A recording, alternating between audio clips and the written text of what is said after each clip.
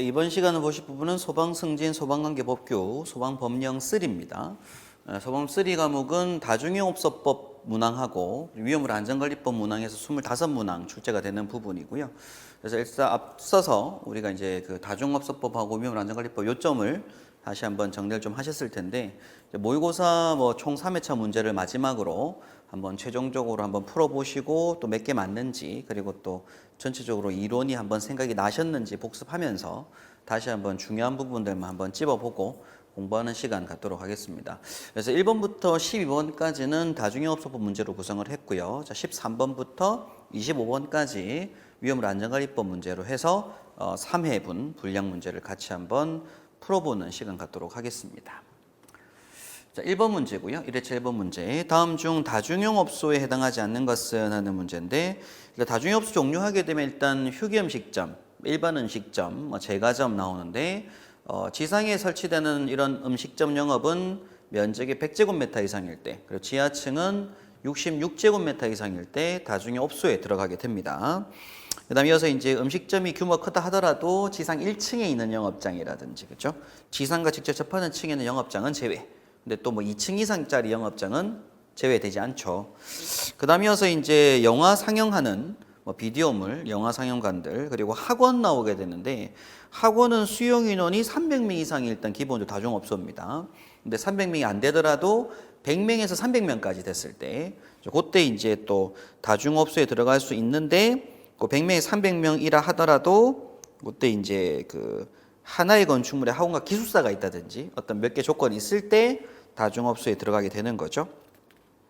그다음 목욕장들 다중업소 들어가게 되고, 그리고 PC방 같은 게임 사업들, 그리고 노련수장, 산후조리원, 그리고 고시원, 권총사격장, 스크린 골프 연습장 등의 스크린 쓰는 거, 안마시술소 나오게 됩니다.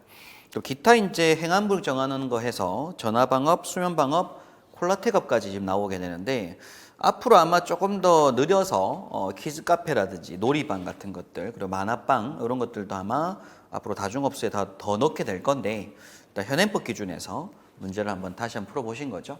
그래서 1번 문제에서 해당되지 않는 답은 4번 됩니다. 수용 인원은 300인 이상이 기본이고요. 그리고 100인에서 300인 되는 학원 규모에서는 기숙사가 함께 있다든지, 혹은 하나의 건축물에 그런 학원이 2개 이상 있다든지 했을 때 들어가게 됩니다. 그래서 다중업소 종류들을 다시 한번 쭉 정리해 보실 시간이 좀 필요했던 것 같고요. 네, 2번 문제입니다. 다중이용업소의 안전관리에 관한 특별법상 다중이용업주의 화재배상 책임보험의 의무가압 등에 관한 설명으로 옳은 것은 하는 문제인데요. 자, 보기 1번에 보험회사는 화재배상 책임보험 외에 다른 보험의 가입을 다중이용업주에 강요할 수 없죠, 그죠? 1번 틀린 설명이 되고, 2번에 보험회사는 화재배상 책임보험의 보험금 청구를 받았을 때에는 지체 없이 지급할 보험금을 결정하고까지 맞습니다. 맞고, 보험금 결정 후 이게 14일 이내로 되어 있어요, 법률에. 14일 이내에 피해자에게 보험금을 지급해야 한다라고 합니다. 3번에 다중이업주가 화재배상 책임보험 청약 당시 보험회사가 요청한 화재 발생 위험에 관한 중요한 사항을 거짓으로 알린 경우에 보험회사는 그 계약 체결을 거부할 수도 있겠죠, 당연히. 3번은 맞는 말 하고 있는 거고요. 1번 틀린 말이고, 2번 수치가 틀려서 그런 거고, 4번에 소방서장은 다중이업주가 화재배상 책임보험에 가입하지 아니하였을 때에 다중이업주에 대한 인허가의 취소를 하는 게 아니라 취소를 뭐 할 수 있다? 요청할 수 있는 거죠. 인허가 취소 누가 하는 거니까? 관할 구청에서 하는 거니까 이건 요청할 수 있는 부분입니다. 4번 틀린 내용이 되겠죠. 그래서 답은 3번 되는 문제입니다. 3번 문제입니다. 다중이용업소의 안전관리하는 특별법상 다중이업주와 종업원이 받아야 하는 소방안전교육의 교과과정으로 옳지 않은 것은 하는 문제인데요. 그래서 일단 4시간 교육을 받습니다. 그래서 기본적으로 신규교육, 수시교육, 보수교육이 있는데, 교육받을 때 4시간 이내로 교육받는데, 그게 이제 화재안전 관련된 법령 및 제도, 그리고 초기 대응 대피 요령, 그리고 소방시설 유지관리 사용 방법, 그리고 심폐소생술 등 같은 게 나오게 됩니다. 당연히 일단 읽어봤을 때 답은 나오죠. 설계 도면 작성 이런 것들 할 이유는 없으니까 답이 3번 되는 문제인데, 문제 자체를 보기보다 해설해서 1, 2, 3, 4번입니다. 화재안전 관련된 법령 및 제도, 그리고 초기 대응 대피 요령, 방화시설 유지 관리 사용 방법, 그리고 심폐소생술 등 응급처치 요령 4가지가 교과 과정에 들어간다는 거 체크 한번 하셔야 됩니다. 그리고 교과 시간은 4시간이라고 했고요. 4번 문제입니다. 다중용업소의 안전관리 기본계획 수립 지침 포함하여야 할 사항이 아닌 것은 하는 문제인데, 우리가 소방청장이 몇 년마다 5년마다 기본계획을 수립 시행을 하게 되고요. 그리고 또 마찬가지로 매년 연도별 계획 역시 소방청장이 수립 시행을 합니다. 그럼 이때 이제 그 들어가는 내용, 기본계획에 들어가는 내용에 뭐 포함되는 사항이 아닌 것은 하는 문제인데요. 보기 1번에 화재 등 재난 발생 경감 대책, 그다음에 이어서 2번에 화재 피해 원인 조사 및 분석, 3번에 다중용업소 안전시설 관리 및 유지 계획, 그리고 4번에 안전관리 실태 평가 및 개선 계획이라고 하는데요. 일단 기본적으로 포함돼야 되는 사항이라고 해서 수립 지침에 포함되는 사항입니다.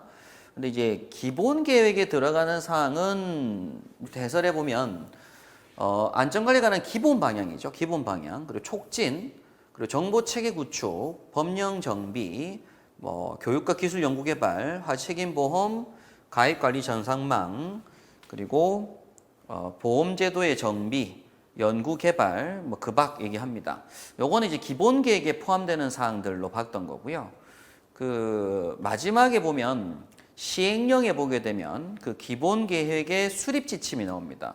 기본 계획 5조 수립 지침에 보게 되면 거기 화재 등 재난 발생 경감 대책이라고 하고요. 그리고 화재 등 재난 발생을 줄이기 위한 중장기죠. 단기가 아니라 중장기 대책이 들어가게 됩니다. 그럼 이 경감 대책에 들어가는 것들이 보면 화재 피해 원인 조사 및 분석, 안전관리 정보의 전달 관리 체계 구축 뭐 이런 것들이 있어요. 그래서 보기 중에 없는 부분이 뭐냐면 답이 4번입니다. 4번. 그래서 지금 보기 보니까 요거는 이제 보기 3번에 있죠. 3번 보기 있고 여기 화재 원인 조사 분석이 2번 보기에 있고 뭐 경감 대책이 이제 주 내용이고요. 그래서 답은 4번 되는 문제였습니다. 안전관리 실태 평가 및 개선 계획은 없죠. 그렇죠? 그래서 보기 중에 답은 4번 되는 문제였는데, 사실 이 문제는 좀 번외적인 문제로 보고요. 해설 부분에서 좀 체크하실 만한 부분이 기본 계획이 청장이 5년마다 한다는 거, 기본 계획 포함 사항이 좀 중요하고, 그 다음에 이제 매년 연도별 계획도 청장이 한다는 거 체크 한번 하셔야 됩니다.